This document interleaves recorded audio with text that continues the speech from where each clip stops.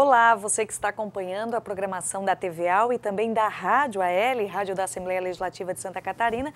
Começa agora uma nova edição do Fala Deputado. Hoje nós vamos conversar sobre o trabalho desenvolvido pelo deputado estadual Kennedy Nunes, do PSD, que agora, em 2013, assume como primeiro secretário da mesa da Assembleia Legislativa de Santa Catarina. Deputado, muito obrigada por ter aceitado o nosso convite. Obrigado a você. E eu já começo perguntando sobre essa experiência de, pela primeira vez, estar na mesa da Assembleia Legislativa de Santa Catarina. O senhor já tem recebido algumas atribuições, algumas responsabilidades a mais estando nesta mesa. E qual a experiência? Para o senhor está sendo positiva, deputado? Na verdade, eu estou há 6 anos, né, aqui na casa, e no primeiro ano eu lembro que quando eu entrei aqui em 2007, meu primeiro momento estreando na Assembleia Legislativa, eu já tive a honra de ser o líder da bancada do Partido Progressista, à época que eu estava lá. E foi um desafio muito bom, né? Eu entrar como líder, e não era só líder de um partido, era líder de um partido de oposição. Ou seja, isso foi muito interessante para mim, eu cresci muito com isso, né? A liderança, ela te exige, né? Eu estava hoje atendendo uma pessoa que veio conversar comigo, não veio pedir nada, veio conversar. Ela está para assumir uma função na cidade do interior e ela estava meio preocupada, né? Porque ela disse uma coisa tão interessante, ela estava no restaurante e com o prato e o talher na mão, se servindo no buffet, e passou uma pessoa que já conhecia ela há muito tempo e cumprimentou, oi, e ela cumprimentou, mas não deu a mão. Daí a pessoa disse, já entrou na política, já não dá a mão? Já mudou. E ela disse, mas eu estava com as duas mãos. Aí eu falei assim, olha, quando você entra num papel de liderança, num papel de destaque, você tem que saber que você tem alguns preços, né? E esses preços, muitas vezes, eles doem, né, por conta das pessoas têm a leitura que faz. E quando você assume um papel de liderança, também tem esses preços, né? Muitas vezes você tem vontade de falar uma coisa, mas na verdade você representa um grupo. Então foi para mim um momento muito bom. Depois, agora, deixei de ser, durante 2 anos, o presidente da Comissão de Proteção Civil, que por indicação minha foi formada. E nós trabalhamos muito, acho que foi muito interessante no momento, infelizmente, de tragédia que a gente trabalhou. Mas nós preparamos um processo muito legal, que é começar a discutir que a gente precisa fazer prevenção. A tragédia de Santa Maria mostrou muito bem isso, né? O que mostrou? Assim, simples. As pessoas que estavam lá não sabiam o que fazer. O maior número de mortes foi encontrado no banheiro. Por quê? Porque a escola não ensinou o que deveria de fazer.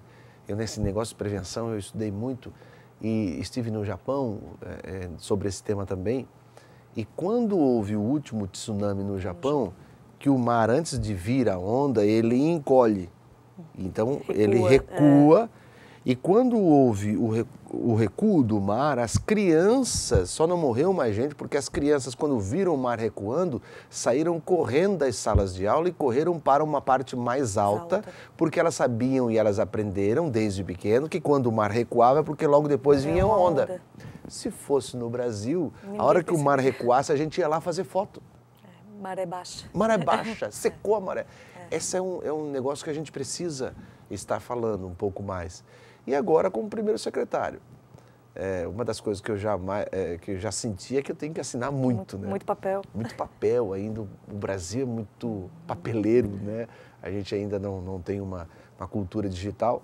E tudo que entra e tudo que sai passa agora pela primeira secretaria. E coube a mim, o meu partido, o PSD, deu essa missão e eu vou cumprir com o maior zelo possível.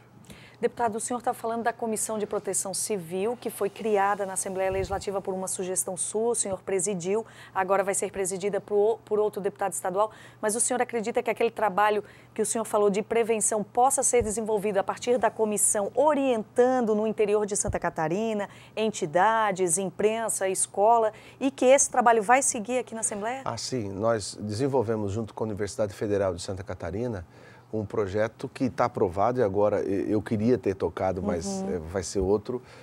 Mas a Casa vai fazer junto com a Escola do Legislativo e a Universidade Federal de Santa Catarina cursos, principalmente para a nossa profissão, jornalista. Eu sou jornalista, né, e estou deputado. Eu sempre digo que essa é uma diferença muito grande.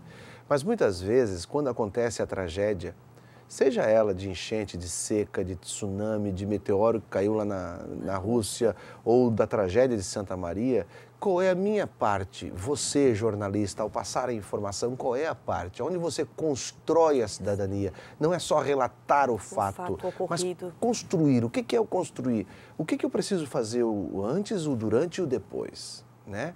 O antes é isso que a gente estava falando, da prevenção, de cuidar. Então, esse é um papel que a Universidade Federal de Santa Catarina, do centro, do CEPED deles lá, com a Escola Legislativa e a comissão, vai desenvolver. São 7 grandes seminários que terão, o último vai ser aqui em Florianópolis, para trabalhar fonte e imprensa. Porque muitas vezes, eu me lembro que houve aquela enxurrada, eu acho que a Anita Garibaldi, eu acho que foi a cidade de Anita Garibaldi, que de um dia para o outro não tinha mais a cidade, e a imprensa nacional veio. Né? O Morro do Baú. Morro do Baú. No Morro do Baú também foi, eu lembro que eu estava poucos dias na Proteção Civil, e eu cheguei lá, a imprensa toda montando lá, porque a imprensa é assim, aonde está a tragédia, ela está ali, e vem, se a tragédia for grande, vem toda a parafernália para ao vivo, para fazer o quê? E daí é o seguinte, qual é o preparo do assessor de comunicação da prefeitura, do bombeiro, da Polícia Militar, da Defesa Civil, qual é o preparo? Porque eu sempre discuti muito o seguinte, tem 5.000 famílias que foram atingidas, uma recebeu uma cesta básica com uma farinha mofada. As outras todas As foram 4.990 que receberam, todas bem, não vai ser notícia. Que vai ser notícia é prefeitura entrega farinha mofada para desabrigados. Mas isso é o que nós aprendemos que é o que vende. Mas será que o nosso papel como jornalista na construção da sociedade é esse? Então, isso é que nós vamos estar preparando. Né? O repórter tem a sua função social quando se fala de tragédias. Ele tem a sua função social. Ele presta um serviço público. Não é só de relatar o que está sendo feito, sabe? E a fonte, que é a assessoria, também tem a sua função. E nós não estamos preparados para isso. E esse foi o meu grande foco na Proteção Civil, para que nós pudéssemos, através da universidade, da Escola Legislativa, preparar, sabe? E esse preparo vai ser muito legal, porque o repórter que fizer, a liderança que fizer, a fonte que eu fizer, vai receber um certificado da Universidade Federal de Santa Catarina e ele vai começar a trabalhar. Nós precisamos fazer isso, né? A minha filha esses dias perguntou, pai, tem condição de você ser jornalista imparcial? Eu digo, filha, a partir do momento, e eu aprendi isso na faculdade, a partir do momento que eu escolho a fonte que vai me dar informação... Já perdeu a parcialidade. Né? Essa é uma discussão. Já é uma opção. Agora, trazendo para a questão da proteção civil, qual é a responsabilidade do radialista, por exemplo, que ele fala durante todos os dias, 2, 3 horas por dia, e sequer um dia ele falou, não joga pet no rio que está aí no lado da sua casa. Lá embaixo sabe? Não construa na beirada do rio. Não construa nos morros. Não tem, nós não temos. Eu lembro que quando eu fazia rádio, eu me preocupava muito com isso. E quando mudava do inverno, a gente saía do inverno, eu ia chamar o intervalo comercial e dizia, gente, nós vamos para o nosso intervalo comercial, enquanto roda o intervalo comercial, não sai daí, mas só se você for no banheiro e mudar a tua chave do chuveiro do inverno para o verão. E muita gente, naquele momento, lembrava e ia lá, mudava o que era. Era economia de energia, economia de água. Essa é a função, sabe? E não é só a função de nós, jornalistas, é a função também do legislativo, de todo. Das unidades escolares, exatamente, né, deputado? Eu acho que esse é um assunto, eu gosto muito de falar sobre isso, porque é uma mudança de conceito. De cultura. De muito tempo. Nós não temos a cultura da prevenção. Não. Por exemplo, no direito, você vai assinar um contrato, você só pergunta, onde é que eu assino? Você não lê, nós não lemos. A gente não tem quase, né? Saúde nem se fala, né? Mas eu digo assim, no direito, que a gente não é capaz de conversar com advogado, e eu não estou fazendo defesa de advogado, porque eu não sou advogado, mas a gente não é capaz de conversar com o advogado para ver se o contrato que eu estou assinando está bem. A gente procura o advogado quando a gente é intimado, e é o mais que eles mais gostam, os advogados, porque quanto menos tempo de defesa, mais caro eles cobram. Mas nós não temos a cultura preventiva. A cultura de prevenir. Nós não temos, infelizmente nós não temos. E a gente precisa mudar. Deputado, por falar em questão de prevenção, enfim, de toda a situação de cultura que a gente tem hoje, Santa Catarina vive agora, neste momento, e agora um pouco menor, felizmente, a questão da insegurança, né, no que diz respeito a toda essa situação dos atentados que ocorreram em várias cidades do estado de Santa Catarina, o estado de atenção que a população e autoridades permaneceram. Na sua opinião, a chegada da Força Nacional e já um pouco mais, né, de calma agora, neste momento, vai continuar ou o senhor acredita que ainda não está completamente restabelecida a segurança no estado? Infelizmente, a gente não pode dizer que não vai continuar, até porque isso tem dois viés. Tem um viés que é lá dentro da prisão e tem um viés que é fora da prisão relacionado ao consumo de droga. Quando você vê que um dos que pegaram é um menor que recebeu R$100 para comprar a pedra de crack para ele botar fogo lá, eu tenho que estudar e conter a causa.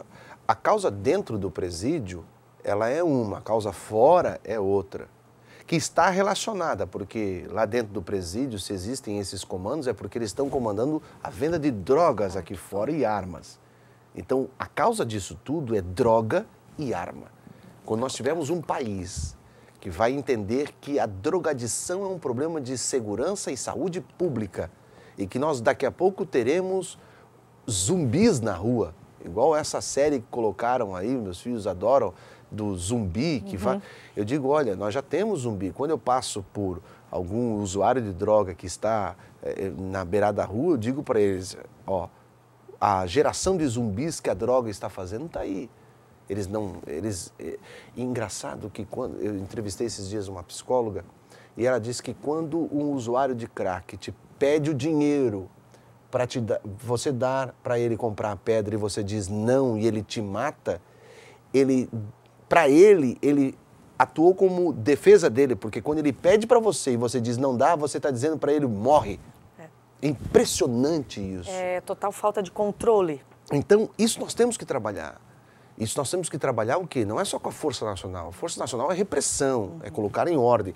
Mas temos que ter políticas públicas de prevenção.